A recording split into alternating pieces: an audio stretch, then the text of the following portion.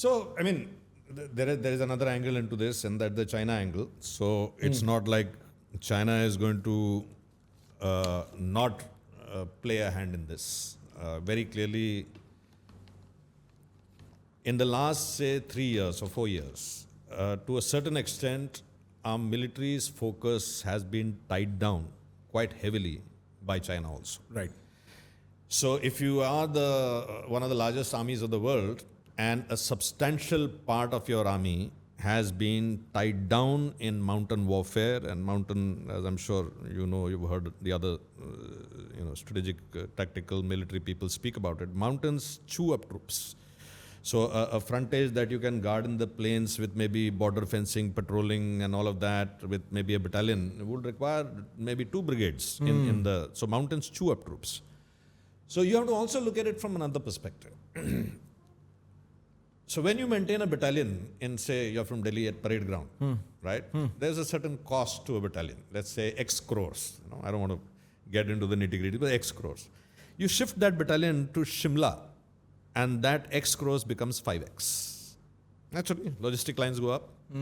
Your trucks have to now go up to take all the ration and all of that stuff. All of those things have to happen. Move it to Siachen, and it'll go to 20X. Because now everything has to be taken by flight. Everything has to go, every milkmaid, chapati, roti, for 6 months, the passes will be closed, so you have to do winter stocking, you have to do canned food, fresh will not survive. For soldiers to survive there, you need kerosene oil to be burning all the time. So it's a massive exponential cost that increases, right? Now imagine a strategy where if I'm a Pakistani general and I have the ability to lock down half of India's security establishment in the valley. And lockdown how? Every 2 or 3 years, or maybe every 8-9 months, do one activity in which my casualty level is 4 or 5 people. And they're not even state actors. I can distance them myself. State actor ना भी हो, कल को वो SSG के commandos भेज दे छुट्टी पे, और आप बोलो कमांडोज, उसने तो लाशें लेने से मना कर दिया था कारगिल में, तो उसको क्या है? उसको फर्क नहीं पड़ता. Once he has gone, we keep doing this error that is called double jeopardy. So suppose in the army this is taught as an anecdote, that suppose there is a person who is drunk. Let's say you're a havaldar and you're drunk. And after you're drunk, you hit a subedar. Now only one charge can be made on you. Either the charge should be you're drunk and therefore not in control of your senses, or you struck a superior officer. You can't say drunk and superior officer. That's double jeopardy. So once you have said कि अगले ने terrorism को एक weapon इस्तेमाल करने की ठान ली है, then उसमें state actor क्या, non-state actor क्या, those are nuances. They're irrelevant nuances. They're completely irrelevant nuances. Right? ठीक. Just like यहाँ पे वो अपने पिक्चरों में दिखाते हैं ना, like our secret agents are told कि this is a deniable, like plausible deniability. Tom Cruise is given a mission and said, if you are captured, we will not. Similarly, they are telling their special forces guys also, when you are going in as a civilian, and I'm sure every country has certain operatives who operate like that, who operate with arm's length with the government, because there are certain operations that every government has to do in which they need to have arm's length, in which they are able to any competent government in that way. They don't want to, and it's good usually, because that operation happens, it gets over, but if there was government involvement, then the other government also is compelled now to escalate. Right. But if there's a non-state actor, you can blame it on a non-state actor, and it gives the other party also face saving. So for sake of argument, if we go and did a raid in Pakistan and we supposedly destroy some terror camps, then the Pakistani establishment has a face saving of not responding to it by saying, "ठीक है, terrorist का किया इन्होंने." They didn't attack Pakistan garrison. They didn't attack our facilities or anything of that sort. So there is that plausible deniability.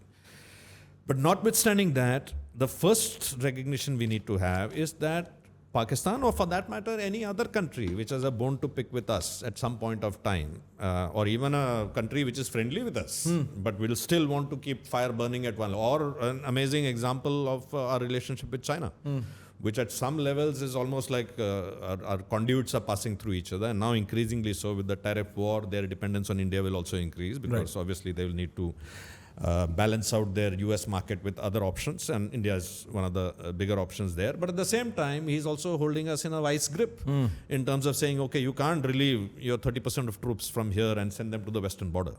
because it's still, I'm keeping it hot here. Right. And for all you know, if it starts escalating, during our Parakram, our focus was completely on the West, and we were able to mobilize, at least not completely on the West, but definitely Eastern Command was not facing the challenges it's facing now.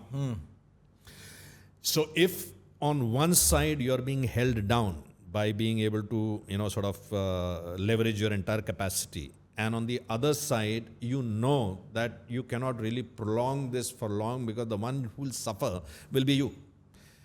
It's not like investors are waiting with bags to go to Pakistan and make investments. They are not. Right. But in India, they are. Right. A matter of fact, just as we are speaking right now, in the last 10 days, ever since Pahalgam happened, a lot of deals, a lot of investment options, a lot of setting up of plants, which may have been in the pipeline, would have been stalled right now. Let's see how this plays out. Let's see how this all drops and falls. So let's see what's the lay of the land before we make. So when a decision is stalled, you're paying an opportunity cost. Yeah. So every building that you see in Bombay, जो आधा बन के रुका हुआ है, it is a daily basis opportunity cost because cost of funds is going on a daily basis. जिसने पैसा उठाया हो contractor ने, वो पैसे का तो ब्याज उसको देना पड़ रहा है. Right. So similarly, any investment that was supposed to come to India, let's say an iPhone factory was supposed to come or something else was supposed to happen, and that delegation was supposed to arrive from the US and Europe and all of that to meet with their counterparts here to sign those papers, they'll put it all on hold. Right. अभी रुको यार, खत्म हो जाना तो उसके बाद करेंगे, ठीक है? Now, if it gets delayed, I'm just making it up, it gets delayed by 1 quarter. Right? And let's assume when the factory would go live, it would be generating valuation of $1 billion every year and giving like 10,000 jobs directly and 1 lakh jobs indirectly. All of that gets delayed by a quarter because of this delay. Right. And maybe some of them don't happen. Yes, because they say, it's a messy country, चलो Sri Lanka चले जाते हैं, वहाँ पे लोचा नहीं है, problem नहीं है, there's that, a very handleable kind of a situation. Right. You acquire a branding problem immediately. Yeah, of course you do. You can't keep your assets safe. Right. And this happened where 2,000 tourists were there. So how can you really trust any other tourist location? Precisely. It can happen anywhere. एक डर बैठ गया लोगों में भी. That entire influx of tourism that was supposed to happen, 2 crore tourists, Amarnath Yatra is around the corner. Right. उसका क्या implication होगा? The amount of focus that will now go of the top leadership of our country, which should have been looking at trade and, commerce. I look at it this way, that every day the Prime Minister is going out and shaking hands somewhere, it's business coming in. Right. Every day he's focusing on a CCS internal meeting, is one day of business lost. Right. Because it's very simply, if you look at an organization, you would say whoever is your star leader in the organization, that leader's orientation should be external focus so that he or she is able to bring assets for the organization internally. Yes. But if that leader is focusing internally, in internal energy की इससे इसकी नहीं बन रही है, ये security का problem है, ये guard यहाँ से शीशा टूट गया, grill टूट गया, if you are focusing on that, then it's an opportunity loss for the country anyways, right? So the first is understanding this tool called terrorism is that it's a weapon in the arsenal of our adversary, and our whining about it is not going to wish it away. Yeah. It's not going to go away. Right. They are going to use it, and they will be using it. Matter of fact, if anything, we should take a lesson from them and increase our irregular warfare capability and increase that much more dramatically. Right.